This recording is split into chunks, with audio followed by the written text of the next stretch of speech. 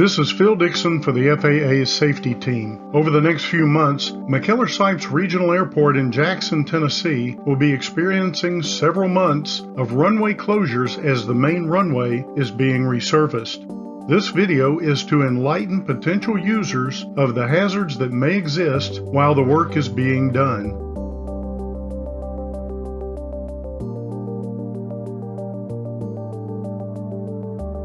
During this time, the runway will narrow from 150 feet to 100 feet. Lighting will be changed to LEDs, and there will be no instrument approaches authorized by ATC. The ILS will be out of service.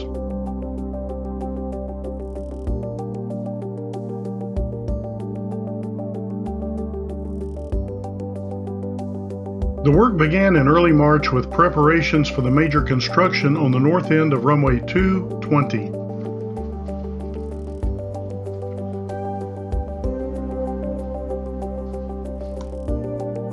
During the first 5 days, runway 1129 was open for takeoff and landing, but is now closed, as is the north end of runway 220.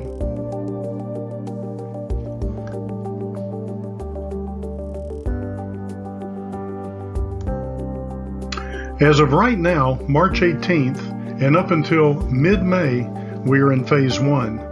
Runway 1129 is closed.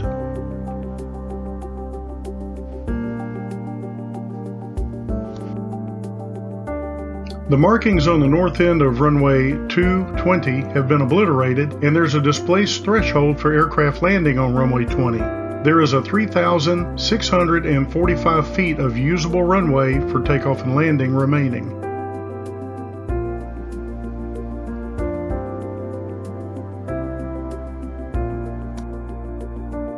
The chevrons on the approach end of runway 20 indicate that no landings or takeoffs are allowed in this area.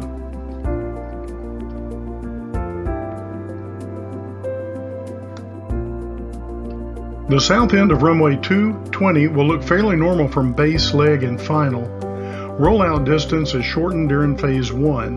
The PAPI lighting will remain in use, but is scheduled to be transitioned into LEDs later during the construction.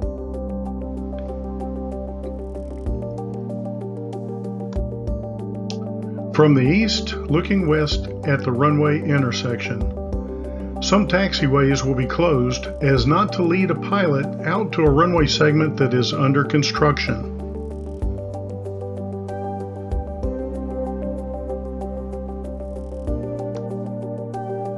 During Phase 2 construction, runway 1129 will reopen and the entirety of runway 220 will close. This phase runs from mid-May through mid-September. Please check your NOTAMs for the exact date the runways in use will change.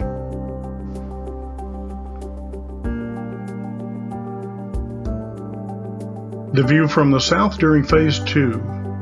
Runway 220 is completely closed for construction. Landing on the taxiway is not authorized. 1129 is open full length.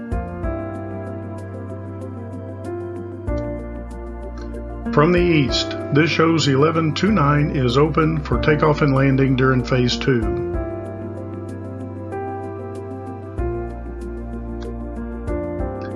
This is a close-up of Phase 1 of the construction plan.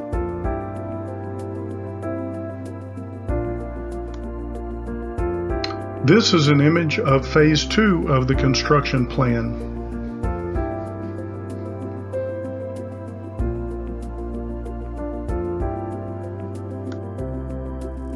The runway reopening should occur around September 13th. Some lighting and approaches will have to be inspected by the FAA.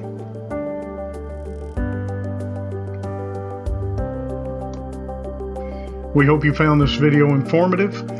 Please be diligent in your pre-flight planning, reading all applicable NOTAMs for up-to-the-minute information. If you have questions, contact Airport Management at McKellar-Sipes Regional Airport. Thank you for your attention and fly safe.